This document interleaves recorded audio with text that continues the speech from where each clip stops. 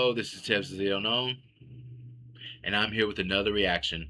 This one is from Mike Korzimba. It is called Cooper Flagg is doing something only Michael Jordan did.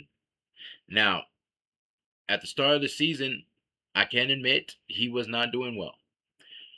I did not feel he deserved the the the criticism, the hate that he was getting from not only Mavs fans but from everybody. Mavs fans were kind of hating because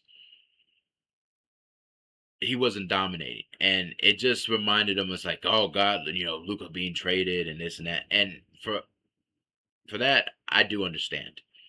We are always going to feel some type of way about our boy being traded, and that's something we're gonna have to fucking live with. Now, hopefully in 2028, our boy comes back home, and we got Luca Cooper Flag. That's the agenda. Project 2028. Let's get Luca and Cooper Flag together. Get our boy back home. But beside the fact, um, everyone was calling him a bust because other guys were figuring out a little bit earlier. And the thing was, other guys were playing their position. Cooper Flag was put in a point guard position. Now you can say Jason Kidd was trying to how do you say it? Make Nico Harrison look bad.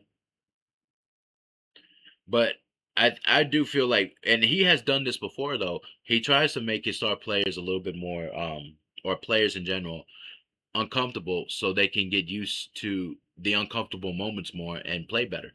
And Cooper Flag said it did help him develop playing in that position, even though early on he was really struggled at it, but he got better at the game because of it.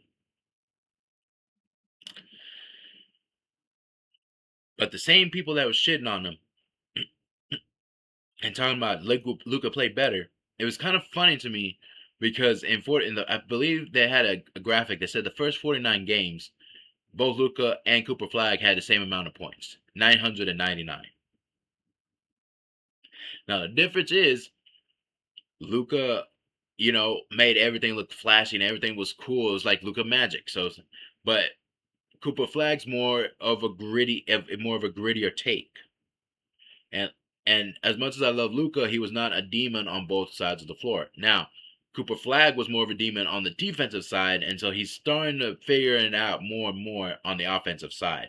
And when he figures that out, especially his 3-point shot, it is over for the league. I'll tell you that right now. It is over for the league because this man's finding his spots and shit. But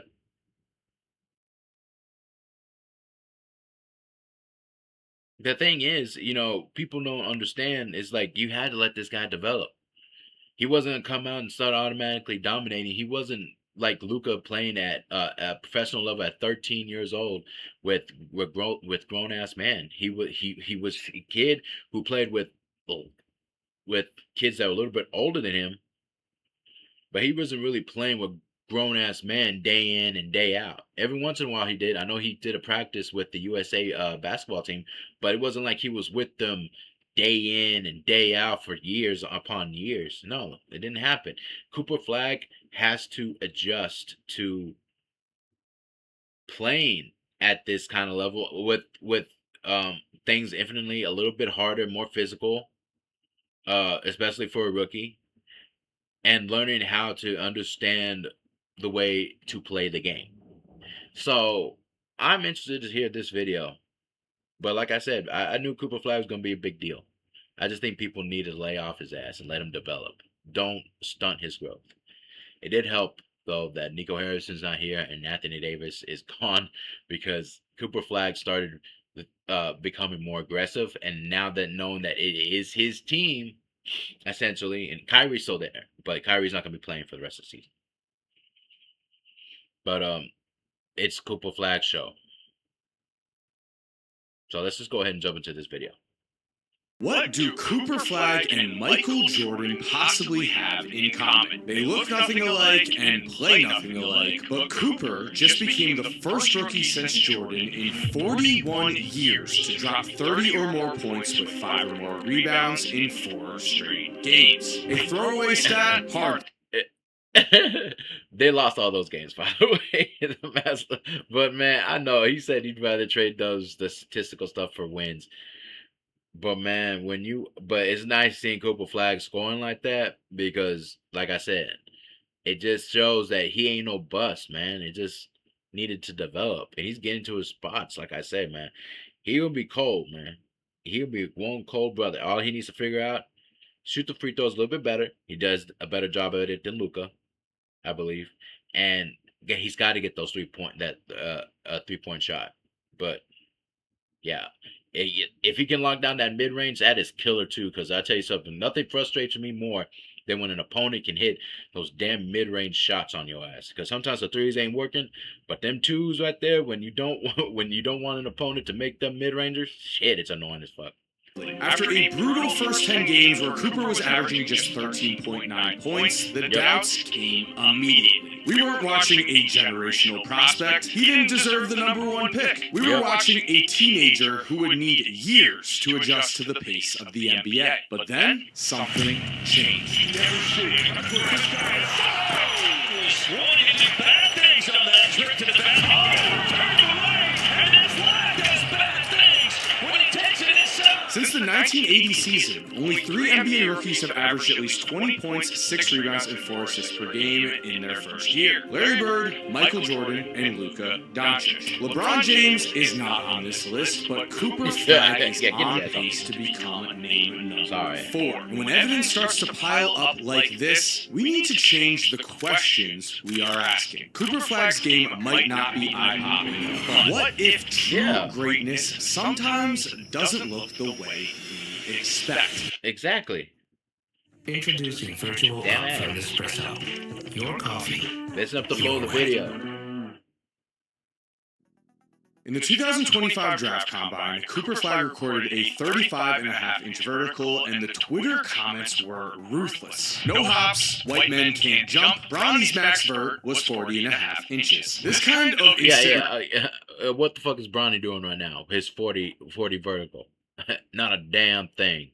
Reaction shows us why so many people brush Cooper Flagg aside. We have been trained to attach the generational tag to the Zion Williamson types, the athletic forces who are also human highlight reels. But when we compare Cooper's current rookie season stats to a rookie LeBron, Luka, and Kevin Durant, we see that among the best of the best, Cooper Flagg fits right in. But athleticism doesn't always decide who actually produces. Nikola Jokic and Luka Doncic's games were misunderstood early on in their careers because their playstyles were built on extreme skill and basketball IQ. Cooper fits more into this mold. Although, to be fair, his vertical is good enough where he has thrown down some monster dunks. Williams pushes the tickle.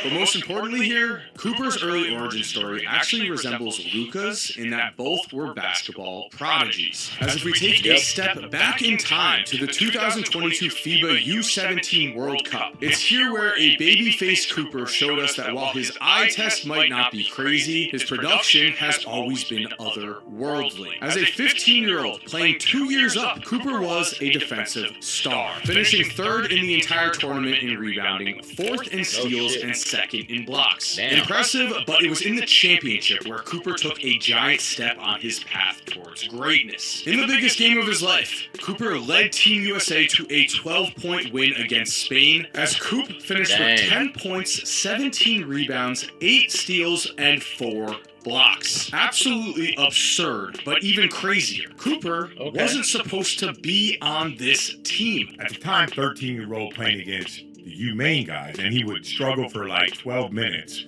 And then for the last 30 minutes of the scrimmage, he would start to dominate. And then when we sped the game up, the game just slowed down for him. So I called USA Basketball the next day. I called Duke the next day. I'm telling you guys, man, this guy's nasty. This is Cooper Flagg's pattern. Consistently, Cooper Flagg plays above his age. He gets judged too harshly, but then he adjusts and becomes a dominant force. His stats in his first 20 NBA games were very underwhelming for a #1 pick. But his stats since then make him look like a legitimate future NBA a star. We're watching his pattern unfold in the NBA. We are watching him dominate yet again in real time. Because let's remember, this is truly nothing new. Oh, behind the back. Flagg reaching deep into the bag tonight.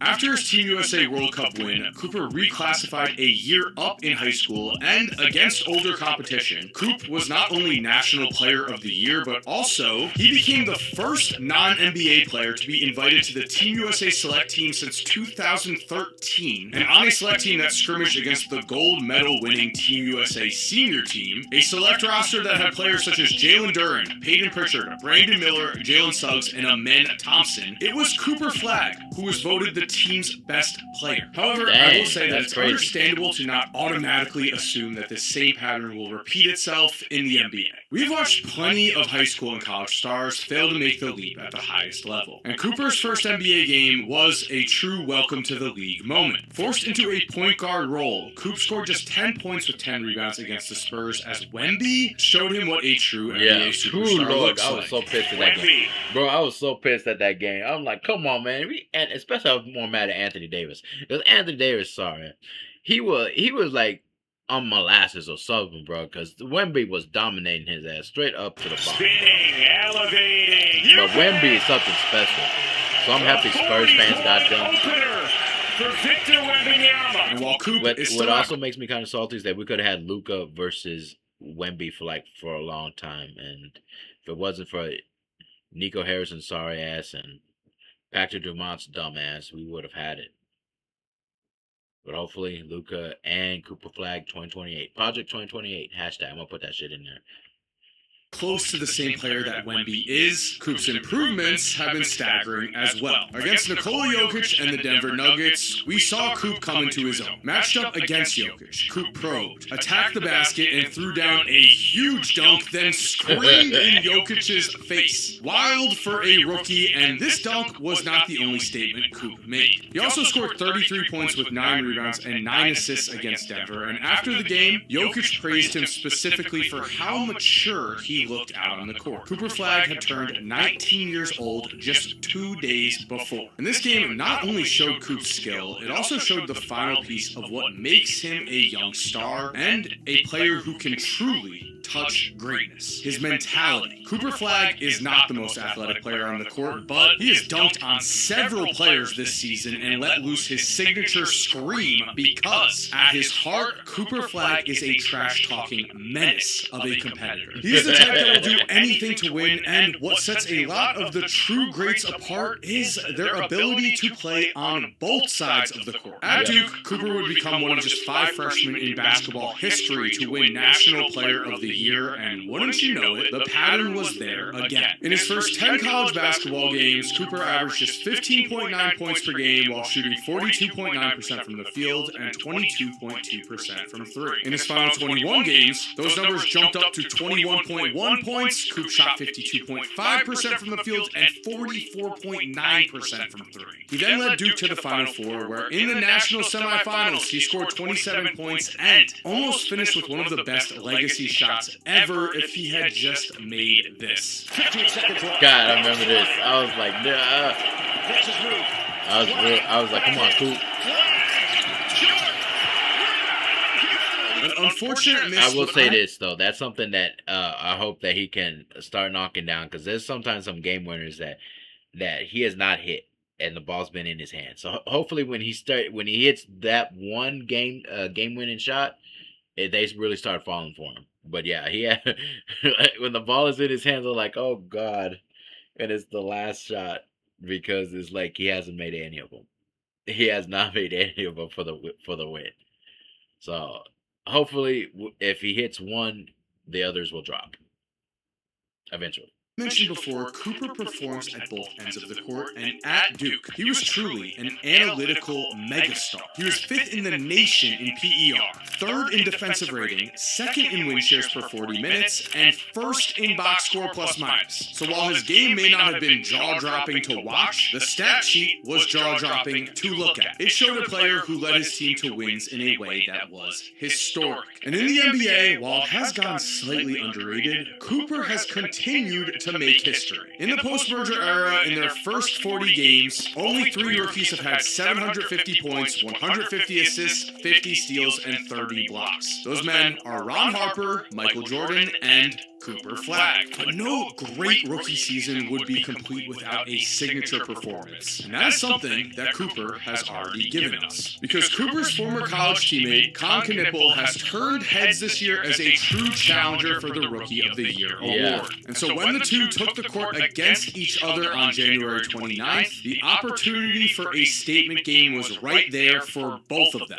And early on, it was Con who was hot. In the first quarter, he led both teams in scoring with 12 points. But then, it was Cooper Flagg's time to go to work. Early in the second, Coop took the ball and attacked the rim with the relentless force he's been showing and gave us a poster. Very shortly after that, he swatted Miles Bridges, ended up with a rebound, and then in transition showed us the already elite soft touch he has for an and one. His three-pointer was falling this quarter, but also watch as he showcases his ability to score in multiple ways. As against Con, on one play he drives, takes the bump, and connects on a one-legged fall away. Dirk On another Nowitzki, drive, he takes the ball that's the Dirk Nowitzki shot. Come on now. against Con and throws up a very nice floater. So while Con may have started off this game hot and getting the best of Coop, Cooper ended the second quarter with 23 points and ended the game with 49. He did miss a game-tying shot to end this one. Yet again, leaving room on the table. Yeah, I will say this, man. In that game, I felt like he was looking for somebody and they didn't come soon enough. And when that pressure came, and I'll say this, when he gets double teamed, it is a worry because he makes mistakes when that happens. And he did because Conker Nipple took the ball. And when he made a pass, Conker Nipple took it and pretty much sealed that game up. Gave him that 2-point lead. I was like, shit. 49, I think it was 49 points, and it was just like, damn. I hate games when you do that great and it came down to one mistake. But that's something for him to learn. Again, it's only his rookie season. He's gonna get better. To really tap into a true historic moment. But with his 49 points, he became one of just 9 rookies to score 45 or more points in a single game since Michael Jordan's draft. He also became one of just 5 rookies to score 45 points since the year 2000. Coop was born in 2006, and this 49-point game was not just a heater. It wasn't a one-off, it was a statement, because Cooper Flagg has shown the same basketball pattern since he was 15 years old, and now in the NBA, it is happening again. All right, you guys. Wait, let me make sure that's it. Get that out. Thank you for watching. I hope you enjoyed today's video. If you did, I really think you're going to like the videos that are currently on the screen. If you're already subscribed, thank you so much for support. Oh yeah, I'm definitely gonna check those videos out.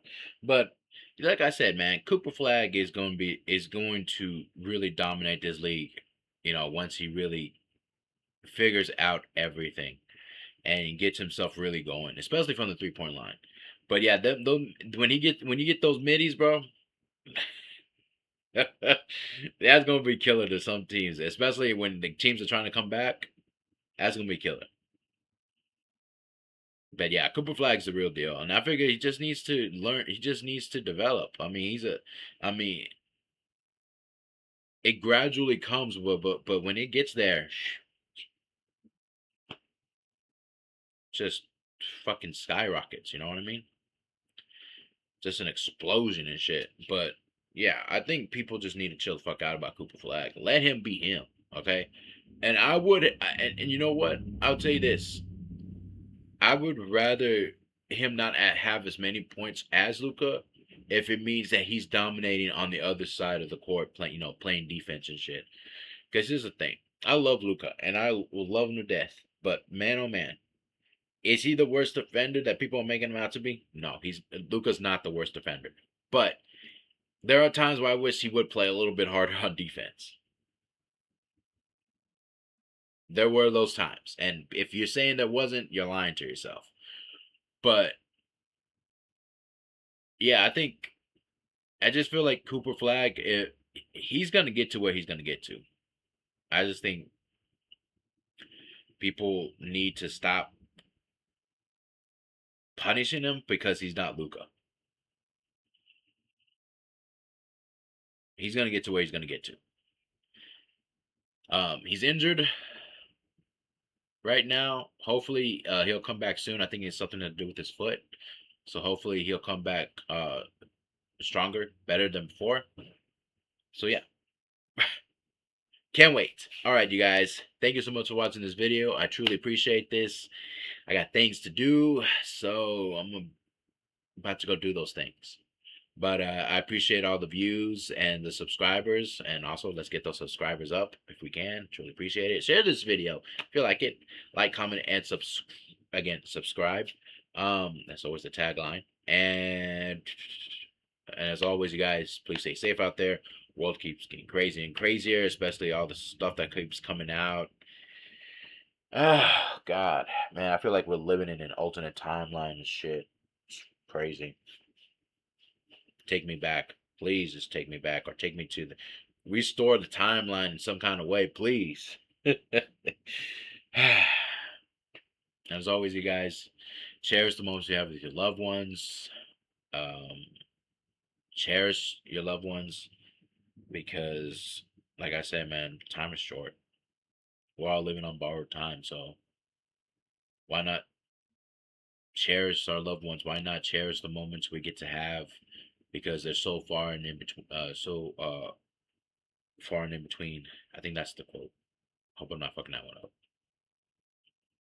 Now I feel like I'm rapping. But and also go out there and accomplish your goals, make your dreams come true. We still got time. Maybe not a lot of time, but we still got time. All right, you guys. Hopefully to see you in the next video.